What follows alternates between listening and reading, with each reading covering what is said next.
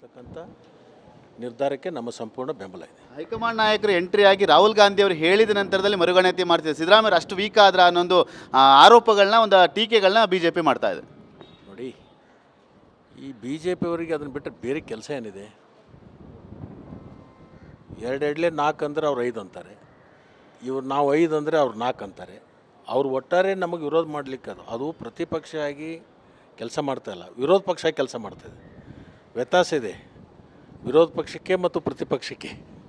ಅವರು ವಿರೋಧ ಪಕ್ಷ ಕೆಲಸ ಮಾಡ್ತಾರೆ, ಪ್ರತಿಪಕ್ಷದ ನಾಯಕರಾಗಿ ಕೆಲಸ ಮಾಡ್ತಾಯಿಲ್ಲ. ಅವರು ವಿರೋಧ ಪಕ್ಷ ಅನ್ನೋದಂತೂ ತಲೆ ಒಳಗೆ ಕೂತ್ಬಿಟ್ಟಿದೆ. ನಾವು ಯಾವುದೇ ಬಂದರೂ ಅದು ವಿರೋಧ ಮಾಡೋದು. ಅವ್ರ ತಲೆ ಒಳಗೆ ವಿರೋಧ ಮಾಡಲಿಕ್ಕೇ ನಾವು ಇರೋದು ಅನ್ನೋದಿದೆ ಅವರಲ್ಲಿ. ಪ್ರತಿಪಕ್ಷ ಆಗಿ ಏನು ಸರಿ ಮಾಡಬೇಕು ಅಂತಕ್ಕಂಥ ಆಲೋಚನೆ ಮಾಡ್ತಾಯಿಲ್ಲ.